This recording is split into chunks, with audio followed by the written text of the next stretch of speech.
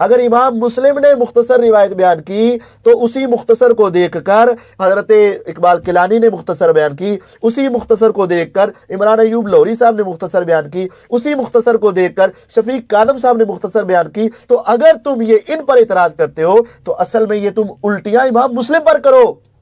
جس طرح تم نے ابراہیم نخعی کے اوپر اعتراض شروع کر دیے، جس طرح تم نے امام ترمذی کو ناسبی کہہ دیا، اسی طرح الٹیاں کرو امام مسلم پر بھی کہ نعوذ باللہ وہ بھی دشمن صحابہ تھے اور وہ بھی کتمان علم کرتے تھے۔ نہیں، ایسا نہیں ہے، وہ مختصر روایت انہوں نے بیان کی اور آگے محدثین نے اس کو مختصر بیان کر دی۔ جہاں وہ تفصیلی بیان کرتے ہیں محدثین تفصیلی بیان کرتے ہیں، تو لہذا یہ خرابی تمہارے اندر ہے، ائمہ اہل حدیث کے اندر یہ خرابی موجود نہیں ہے۔ تو ہم نے 5B ریسرچ پیپر لکھا ہے، قیامت تک ٹائم دیا ہے کہ اس ریسرچ پیپر کا جواب دیں، وہ اپنے ممبروں سے وہ احادیث بیان کر کے بتائیں گے، قیامت تک کبھی بھی بیان نہیں کر سکتے۔ باقی کچھ مجہول علماء کے انہوں نے نام لیے تھے جو میرے نام سے فیم حاصل کرنا چاہتے ہیں، میں ان کا نام نہیں لینا چاہتا۔ آپ ان علماء کے لیے اتنا ہی کافی ہے کہ وہ کتنا جھوٹ بولتے ہیں میڈیا کے اوپر۔ ان میں سے ایک عالم نے اگلے دن اہل حدیث وہابیوں کے 3 مولوی جن کے میں نے حوالہ دیا تھا کہ انہوں نے صحیح مسلم کی حدیث میں تعریف کی ہے، اقبال کیلانی نے فضائل قرآن کتاب میں، عمران ایوب لاہوری نے جماعت الدعوہ کا جو عالم ہے فضائل قرآن کتاب میں، اور ایک اور ہے شفیق کاظم شفیق نے فضائل قرآن، وہ بھی جماعت الدعوہ کا ہے۔ تینوں نے قرآن اور اہل بیت والی حدیث آدھی لکھی مسلم کی، اسی صفحے پہ قرآن اور سنت والی حدیث پوری لکھی۔ اب یہ کہتے ہیں نہیں وہ چونکہ فضائل قرآن پہ تھا اس لیے آدھی لکھی، تو قرآن و سنت والی بھی آدھی لکھتے۔ ادھر تو تم نے لکھا 2 چیزیں چھوڑ کے جا رہا ہوں، پہلی چیز قرآن لکھ دی، دوسری چیز چھوڑ ہی دی، تاکہ امیج یہ جائے کہ دوسری چیز بھی حدیث سنت ہوگی نہ کہ اہل بیت۔ اور کاظم شفیق نے تو یہاں تک خیانت کی، اس نے بریکٹ میں خود قرآن و سنت لکھ دیا، حدیث لکھ رہا ہے قرآن اور اہل بیت والی، اور 2 چیزوں کے اندر قرآن اور سنت لکھ رہا ہے، اور قرآن لکھ کے آگے چھوڑ دیا، اور نیچے تخریج اس نے کی ہوئی ہے صحیح مسلم باب فضائل علی۔ تو اسے کوئی پوچھے بھی فضائل علی، تو علی کا تو ذکر ہی نہیں ہے، اہل البیت کا ذکر ہونا چاہیے اس میں۔ تو اگلے دن وہ انہی میں سے یہ جس مولوی کا انعام لے رہے تھے، وہ جھوٹا آدمی جو نام تو اس نے اپنے نام کے ساتھ حضرت علی کی نسبت لگائی ہوئی ہے، لیکن ہے وہ حضرت علی کا دشمن ہے، پکا ناسبی ہے۔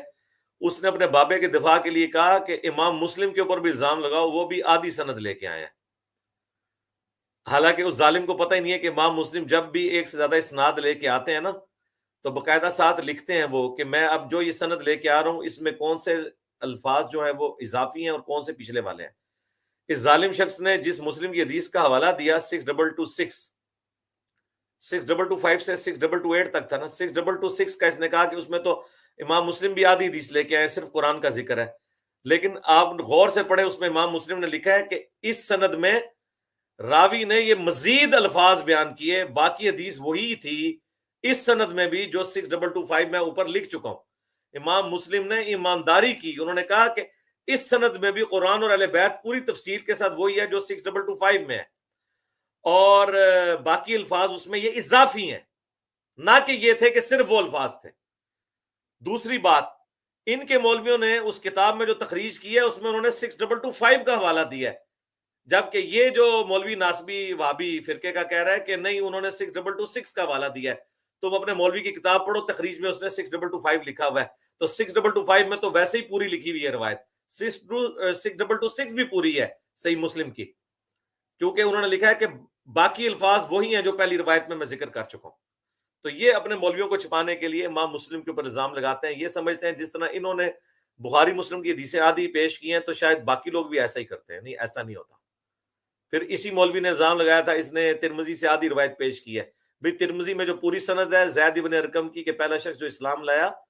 وہ علی بن ابی طالب ہے، جو دوسری چیز ہے وہ تو ابراہیم نخعی کا قول ہے، اور اس کی سند جو ہے وہ نبی الاسلام تک یا کسی صحابی تک ثابت ہی نہیں ہے، وہ مرسل روایت ہے۔ ابراہیم نخعی کا اپنا قول اگر صحابی سے ٹکرائے گا تو وہ حجت نہیں ہوگا، وہ حدیث کے تو الفاظ ہی نہیں ہیں۔ تو اس طریقے سے دھوکہ دیتے ہیں۔ اللہ کا شکر ہے ان کے جھوٹوں نہیں تو فرقہ اہل حدیث کی موت کروائی ہے نا۔ فرقہ اہل حدیث پریکٹیکلی الحمدللہ ختم ہو چکا ہے، یہ نسلاً چاند ایک اہل حدیث آپ کو نظر آ رہے ہیں۔ اب بھی جو بریلوی دیوبندی بھی چینج ہوتا ہے، اہل حدیث نہیں ہوتا، ایون جو پہلے بھی ہوئے ہوئے تھے وہ سارے ریورٹ ہوئے ہوئے ہیں۔ آپ لوگ خود دیکھ لیں، بلال بھائی جو یہ چینل چلا رہے ہیں، شاید بھائی، یہ سب لوگ بھی اہل حدیث سے اس طرف آئے ہیں، ٹھیک ہے؟ تو سب لوگوں کو الحمدللہ پتہ چل گیا کہ اہل حدیث کے منہج، قرآن و سنت کے منہج پہ کون چل رہا ہے اور کون صرف اہل حدیث کا نام یوز کر رہا ہے۔ تو انشاءاللہ تعالیٰ ان کے جھوٹ جو ہیں وہ بار بار پکڑے جا رہے ہیں۔ اس طریقے سے اگلے دن ایک ناسبی مولوی کہہ رہا تھا کہ جی وہ دیکھیں، اگر حضرت معاویہ کی جماعت جہنم کی طرف بلانے والی ہے تو وہ تو اس اعتبار سے تو حضرت زبیر رضی اللہ تعالیٰ عنہ کے قاتل جماعت کو بھی حضور نے جہنمی کہا ہے۔ وہ جو گلے پھاڑنے والے 2 بھائی ہیں لاہور کے ننگے سر والے، ان میں سے ایک بھائی نے کہا۔ اب ان بیچاروں کو حدیثوں سے شغف ہی نہیں، یہ بھی اپنے بابوں کے نقال ہیں۔ ہم نے تو ابن تیمیہ سے لے کے ان کے ابھی تک کے سارے ناسبی قسم کے جو مولوی تھے، ساروں کا آپریشن کر دیا۔ اس بیچارے کو پتہ ہی نہیں ہے کہ تو پہلے وہ حدیث تو پڑھ حضرت زبیر کے قاتل والی، مسند احمد کے اندر اور المستدرک الحاکم میں، تو اس میں مولا علی نے کہا ہے کہ زبیر کے قاتل کے لیے جہنم کی بشارت ہے، اس جماعت کے لیے نہیں، قاتل کے لیے، اسپیسیفک اس قاتل کے لیے، کیونکہ اس نے اپنی جماعت کو چھوڑا ہے، حضرت علی کی نافرمانی کی ہے۔ جبکہ حضرت علی کی طرف سے لڑنے والے، عمار کو قتل کرنے والے قاتل کے لیے الگ سے حدیث تھی کہ اس کا مال لوٹنے والا اور قتل کرنے والا جہنم میں ہے، مسند احمد کی حدیث، اور وہ ابو الغادیہ تھا، وہ صلح حدیبیہ کا صحابی تھا۔ اور البانی نے یہاں تک لکھا کہ اگرچہ یہ صلح حدیبیہ کا ہے لیکن اس کی فضیلت اٹھ گئی کیونکہ اس نے عمار کو قتل کیا ہے۔ لیکن بخاری میں جو الفاظ ہیں وہ ہے کہ عمار کو باغی جماعت قتل کرے گی، پوری معاویہ رضی اللہ تعالیٰ عنہ کی پارٹی کو باغی اور دوزخ کی طرف بلانے والی جماعت کا، حضرت زبیر کو قتل کرنے والی کو جماعت کو نہیں کہا، اس انڈیویجول کو کہا، جرموز کو، اس کا نام جرموز تھا۔ تو یہ بھی ان کے جھوٹ پکڑے گئے ہیں، یہ بھاگ ہی نہیں سکتے، جتنا بھاگتے ہیں نا اتنی یہ وہ بل شٹ کرتے ہیں، اپنے اوپر ہی آ کے ان کے اوپر بل شٹ گرتی ہے انشاءاللہ تعالی۔ جی نیکسٹ۔